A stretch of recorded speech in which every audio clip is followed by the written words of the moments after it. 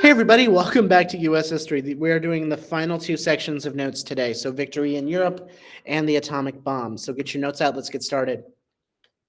So, after the breakout from Normandy in July of 1944, Allied forces pushed towards Germany much quicker than anticipated. And we were pushing them back town by town. They believed the war was almost over. And they didn't believe Hitler was capable of launching an offensive. Although our troops were exhausted and they had outstressed their supply lines, the supplies were running dangerously low. This, as a result, led to the Battle of the Bulge. Now, the Germans had launched a surprise offensive near the Ardennes forest as a last-ditch effort to stop us, lasting from December 16th to January 25th. Now, Hitler's goal was to attack the Allied forces and cut the armies in two, and continue back towards Normandy and retake Allied positions. Now, they did make a significant advance and created a large bulge in the Allies' lines. Now, but Americans were able to launch a counteroffensive and stop the German advance altogether, winning the battle. The Allies managed to stop the Germans. Germany was doomed at this point. Germany suffered 100,000 casualties, and most of its airplanes and tanks were destroyed. 610,000 Americans were involved, and we suffered roughly about 80,000 casualties, with about 19,000 being killed in action. This is one of the biggest and bloodiest battles of World War II, but the march to Berlin was back on track. So, the Battle of Berlin, fought almost exclusively by the Soviets, Hitler committed suicide in April of 1945, and a few days later, Germany surrendered. So, May 8th, 1945 became Victory in Europe, or VE Day. Now it's time for the full force transition from focusing on Europe to the Pacific. But a couple wrap-up things for the European theater. Towards the end of the war, the Allies liberated the Nazi death camps. As a result, 24 Nazi leaders were put on trial for crimes against humanity. 12 of them would be sentenced to death, the rest sent to prison. There would be later trials for 200 more lesser Nazi leaders, but they'd all be found guilty. Their crimes included crimes against the peace, planning and waging an aggressive war crimes or acts against the customs of warfare, such as the killing of hostages and prisoners, the plundering of private property, and the destructions of towns and cities. And then crimes against humanity, the murder, extermination, deportation, or enslavement of civilians. So, back over to the Pacific for the final time.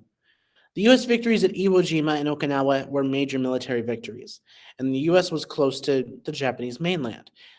The Japanese had suffered extreme casualties, and it may have been enough to force a normal enemy to surrender, but that didn't matter to the Japanese. The U.S. had two options: an invasion of mainland Japan or the atomic bomb. Now, the Manhattan Project was the most ambitious scientific enterprise in history. The secrecy of the project was of the utmost importance. Now, Truman wasn't even made aware of it until he became president. He was formerly the vice president and replaced FDR when he passed in April of 1945.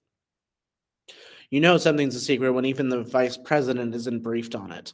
More than 600,000 Americans were involved in the project, and it was headed by American scientist J. Robert Oppenheimer. Now, they did a first test in July of 1945. This is also known as the Trinity attempt, near Alamogordo, New Mexico. Onlookers stood over 10,000 yards away. The flash from the explosion was seen 180 miles away. The mushroom cloud raised 140,000 feet. The tower that they had dropped it from was vaporized. There was a deafening roar across the desert, and it was equivalent to a 20,000-ton explosion of dynamite. But it worked. So now Truman was stuck with a very difficult decision: use the bomb to end the war, or opt for a land invasion of Japan. Truman didn't hesitate.